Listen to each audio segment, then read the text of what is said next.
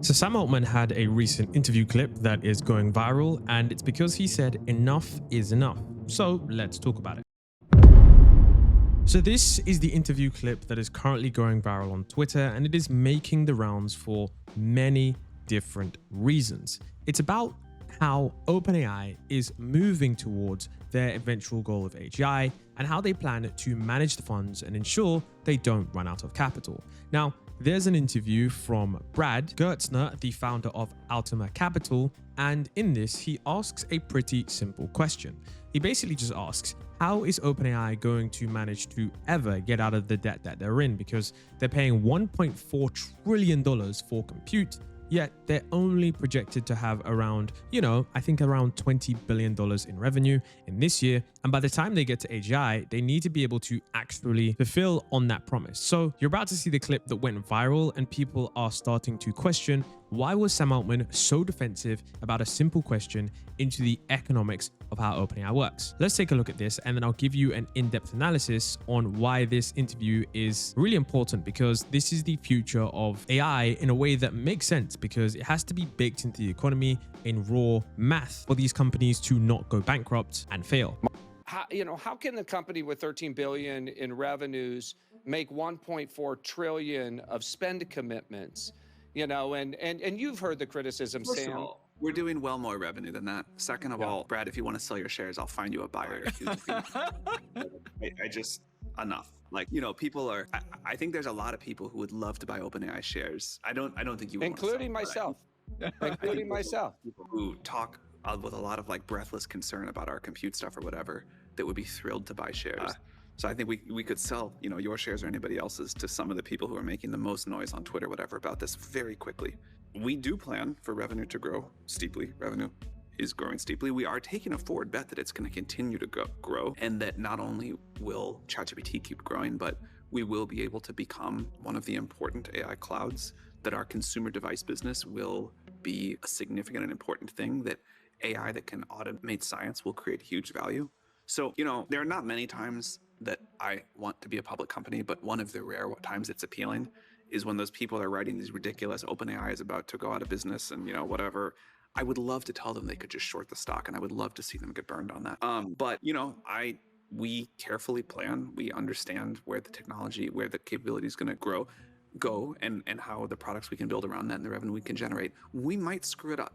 This is the bet that we're making, and we're taking a risk along with that.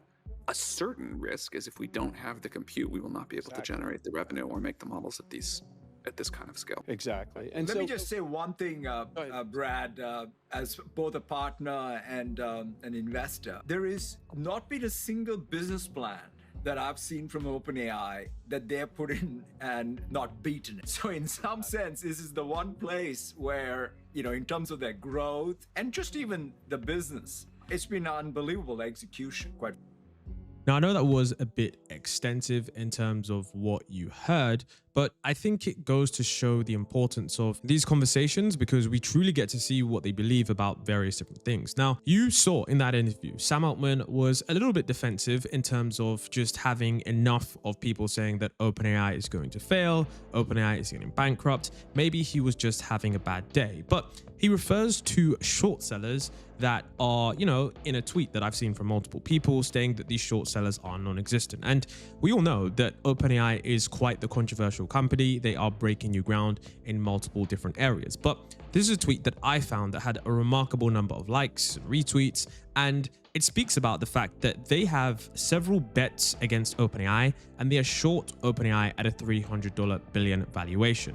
So he'd talk about, OpenAI being a grifting company, Sam Altman being a liar, and this and that. And there's so many different pieces of drama that have come out recently, including things like, the Ilya Sutskever deposition versus Musk versus Altman, and talking about how, the 52-page memo accusing Sam Altman of lying, manipulating execs, and pitting them against each other. And in the video, in the interview, we can see Sam Altman saying that, look, if you truly believe this company is going to fail, you can short the company. And it's pretty incredible with that statement, because that is a level of conviction that I don't think you would see most people say. I mean, of course, you have to back your company and back your position, but he's effectively saying, look, I don't care if you guys want to short the stock. if we go to a public company. And what you have to understand as well is that OpenAI are trying to plan a $1 trillion IPO in the sense that they want the company to be able to continue to be able to get, essentially funding from the public. And I do wonder how all of this is going to play out, because OpenAI are taking a massive gamble by upfronting the cost in terms of adding $1.4 trillion compute over the next few years in order to stay in the AI race. Now, and I found more tweets that were more interesting in terms of the overall conversation around this entire topic. One of those was from this account that tweeted the interview clip, and it speaks about that, Google is a pretty competitive company. It says that if I'm Sundar Pichai, I will bury all competing foundation models in negative gross margins for eternity, and I will never take my foot off the pricing gas to merely compete. I will force you to dilute your equity into oblivion. Sam will drown in a tsunami of cost of goods. So essentially what he's saying here, and it's really incredible, because I think I've already started to see this a lot in terms of how people are using AI on the ground level. The basics of what he's saying here is that, look, Google is in a position where they don't need to compete on price.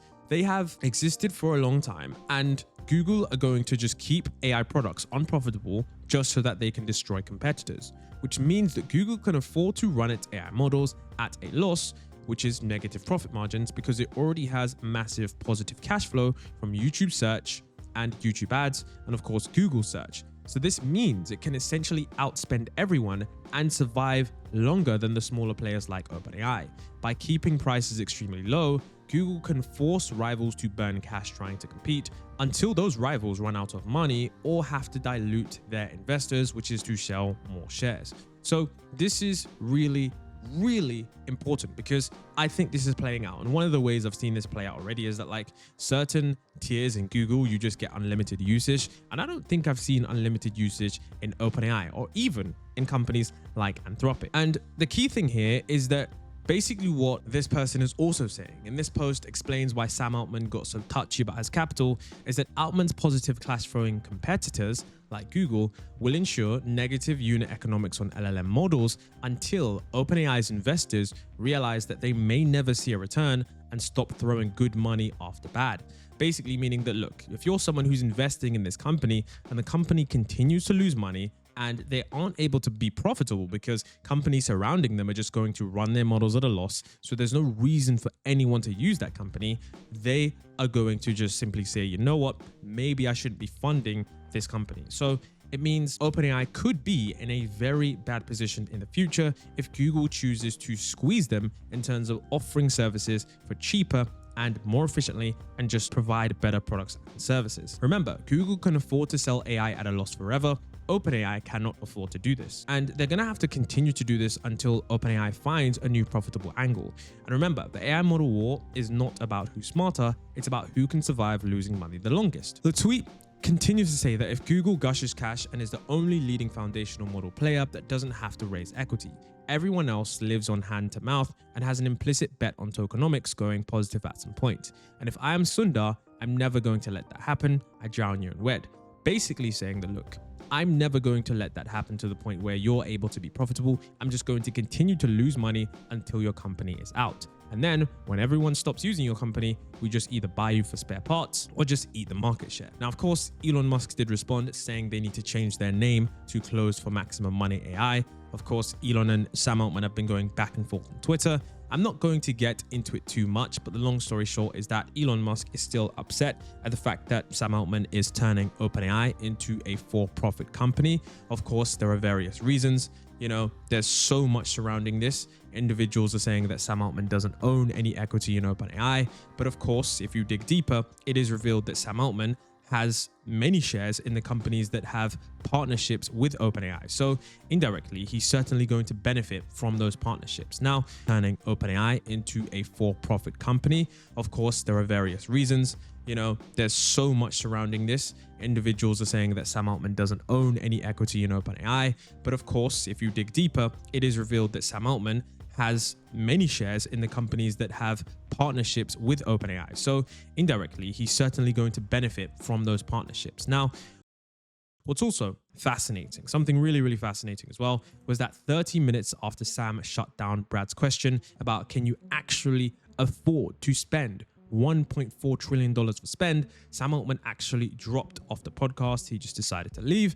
And the first thing that Brad decided to do with Satya Nadella, because it was Sam Altman and Satya Nadella, was decide to return to the topic to defend his question and to reiterate that he is a buyer, not a seller of OpenAI shares. Yeah. We got it right. I got to drop off, unfortunately. Sam, it was great to see you. Thanks for joining us. Congrats again on this big step forward, and we'll talk soon. Thanks for letting me crash. See you, Sam. Take care. See ya. As Sam well knows, we're certainly a buyer, not a seller.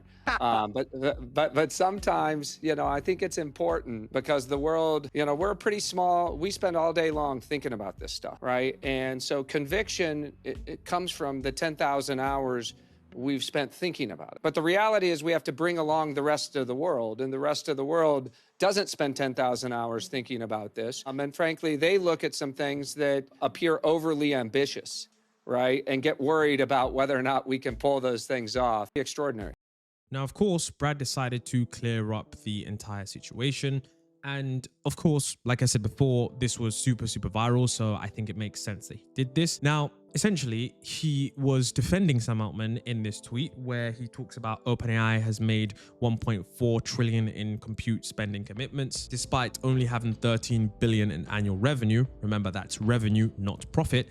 And, people are saying, how on earth are OpenAI even doing this? They're eventually going to go bankrupt. And in the interview, Sam basically said, we're doing so much more than $13 billion in revenue, and our growth is steep, and we're essentially betting ahead. We need the compute to build the next generation of AI. And apparently, they're basically saying that, look, the real risk in this situation is going to be under investing, because AI requires compute first, revenue later, which is quite similar to Amazon's early AWS days.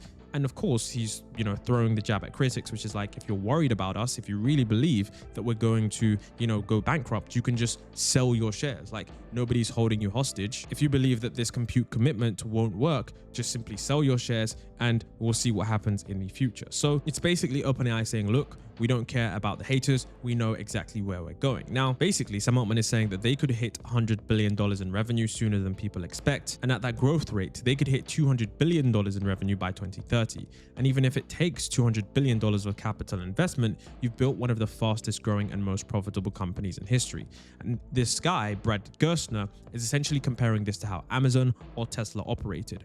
Massive upfront capital expenditure, years of low profits, but long-term dominance. Of course, you can argue that yes, $200 billion by 2030 is still a massive cash burner. And of course, remember, that's annual revenue and not profit, and the margins will likely be thin or negative early on due to massive compute and energy costs. We have to assume that this does work, because remember, OpenAI's strategy assumes that capital remains abundant. What if the macro environment for fundraising changes? If capital, doesn't remain abundant, if there aren't low interest rates, if there aren't, different investor appetites, if Microsoft, keeps supporting them, if revenue ramps up almost perfectly with model scaling.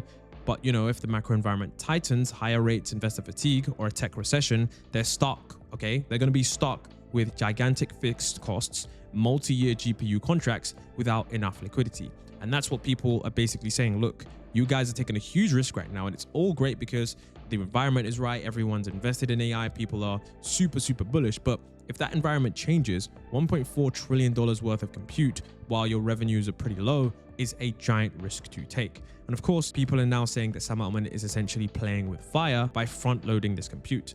To be fair, whoever does control the largest compute base will control AI progress, and falling behind in compute is quite equivalent to losing the race entirely. So I guess, OpenAI and other tech companies, I'm going to show you a clip of Mark Zuckerberg, are basically saying that they would much rather overinvest and risk cash burn than miss this once in a lifetime window. I think it's quite possible. I think if you look at most other major infrastructure build-ups in history, whether it's railroads or fiber for the internet, in the dot-com bubble, these things were all chasing something that ended up being fundamentally very valuable. In most cases, it ended up being even more valuable than the people who were kind of pushing the bubble thought it was going to be. Right. But in at least all of these past cases, the infrastructure gets built out, people take on too much debt, and then you hit some blip, whether it's some macroeconomic thing, or maybe you just have a couple of years where the demand for the product doesn't quite materialize. And then a lot of the companies end up going out of business. It is. We end up misspending a couple of $100 billion. I think that is going to be very unfortunate, obviously. But what I'd say is I actually think the risk is higher on the other side. If you build too slowly, and then super intelligence is possible in 3 years, but you built it out assuming it would be there in 5 years, then you're just out of position on what I think is going to be the most important technology that enables the most new products and innovation and value creation in history. So, and this mirrors Amazon's strategy in the 2000s: burn billions, dominate the cloud, and print money later. Now remember, the one thing as well, after you guys seen the clip of Mark Zuckerberg basically saying that they don't care, they're going to spend however much they need to, OpenAI's path to profitability is still undefined. Training and inference costs are enormous, and the market price pressured by Google, Anthropic, Meta, and open source models is going to continue to put some pressure on them. Now, most people, of course, may not remember Sam Altman saying, look, I don't care if we spend $5 billion or $500 billion. If we get to AGI, it's worth it. Whether we burn 500 million a year or 5 billion or 50 billion a year, I don't care. I genuinely don't. As long as we can, I think, stay on a trajectory where eventually we create way more value for society than that, and as long as we can figure out a way to pay the bills, like we're making AGI, it's going to be expensive. It's totally worth it. You think that is true. If they are the first company to get to AGI at that scale, it's going to be worth it. But I also saw some tweets about how on earth is OpenAI going to really do this when they are losing ground, They're basically saying, look, we're going to get to $100 billion of revenue, but you can see this chart from LEMMiNO Ventures where from 2023 to 2025, OpenAI has lost market share in terms of enterprise large language model API market share, which isn't good. This isn't good. OpenAI fell from 50% in late 2023 to 2025 by mid-2025, which shows that the brand alone does not hold share once the real workload starts. Anthropic is actually now leading the enterprise LLM API usage with 32%, while OpenAI has 25%, pointing to a shift in how companies are picking vendors. And you have to understand, the enterprise LLM API spend hit $8.4 billion in the first half of 2025. Anthropic is pushing data controls, compliance, clean integration with systems. They've also won trust, and that trust tend to decide on, renewals, expansions, and of course, contracts. All of those things are going to be super important for OpenAI moving forward. We can also see the fact that Google, is sitting near 20% and Meta is sitting near 9%. But remember, in 2026, the landscape could change. Google could continue to push forward in terms of the enterprise large language model market share. Google as well could continue to push forward in the consumer market share. Nearly every single Google product that's recently been released has been very well received by almost everyone. And we're seeing a shift in not just, ChatGPT users now, but more so specialized use cases. For image generation, we're seeing Nano Banana. For, of course, coding, it's pretty much Anthropic holding the front line. So how will that change moving towards in the future if OpenAI are losing market share? Now, there's something important that we really should remember. One of the things that, I've seen from a few tweets, and I saw this tweet from Ariane Gashai that's basically said, my working thesis is that the federal government will backstop OpenAI before it were to go insolvent. And Sam Altman probably knows this. It's a small cost for the government to pay to avert a domino effect that tanks the economy, considering how AI is carrying United States GDP growth at the moment. He's basically saying that OpenAI is too big to fail, and it's part of the economy that if it does fail, it's going to tank the economy with it. And doing so, even if OpenAI decides to run out of cash, well, not decides, but if something happens and they run out of cash, the government are going to just inject liquidity into OpenAI to ensure that they do not fail because they are an essential part of the economy. Now, I also saw this tweet from Gary Marcus from the early parts of the year, which says the countdown until we are told that LLMs are too big to fail starts now. We can't afford to lose China, and they will say accepting their multi-billion-dollar bailouts. Gary Marcus has been someone who's been very critical of AI companies for quite some time, essentially since 2023. So this statement is rather prophetic. And the reason it's rather prophetic is because earlier today, I found this article, which says that OpenAI is becoming too big to fail. Essentially, exactly what Gary Marcus said earlier at the start of this year.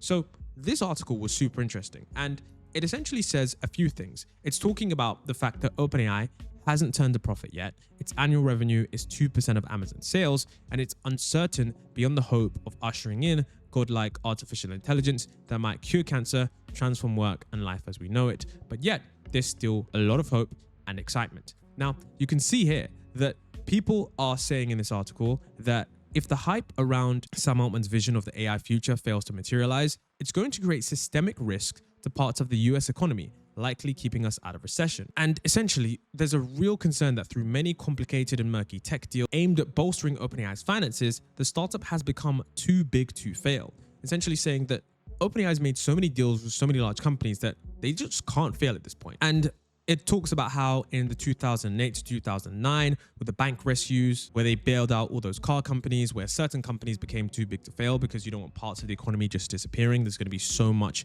instability. And apparently this was designed from Sam Altman. So here we can see it says, Altman by design or happenstance has engineered OpenAI's rise to a $500 billion valuation, just as the Trump administration has embraced its own policies of picking of champions in the name of national defense and economic security. And the White House has been very vocal in efforts in their, AI development because they want to protect that. And it's, fueling what would otherwise be a much slower economy. And some are betting that AI and robotics will save the nation's debt troubles. And so this is the crux of the point here. They're basically saying that, look, the reason that, Sam Altman is saying enough because he doesn't care is because, look, OpenAI is at that point where banks were in 2008. The banks were too big to fail because they were too interconnected to fail. OpenAI is connected to NVIDIA, Oracle, Microsoft, many other companies, and many companies use them on a day-to-day basis. And you can see that history doesn't repeat, but it often rhymes. We can see that right here, the bit I've highlighted, it says that this led the US government to step in with a bailout package as well as take other unusual measures. So they're basically saying that, OpenAI is probably going to luckily be able to get that same kind of treatment, even if anything does manage to go wrong. So this entire interview clip of Sam Altman saying, look, I don't care, you can short the stock, yada, yada, yada, I think is super interesting because I rarely ever have seen Sam Altman this frustrated in an interview. And some people are saying this, some people are saying that. But I think it's going to be super interesting to see where this company does go, because I think if they don't manage to IPO in 2027 or in the future, I'm not sure how much more capital they'll be able to get. I think maybe the government is going to have to bail them out if they don't start turning profitable, because at a certain extent, you're going to have huge and large revenue jumps in order to continue to support the company.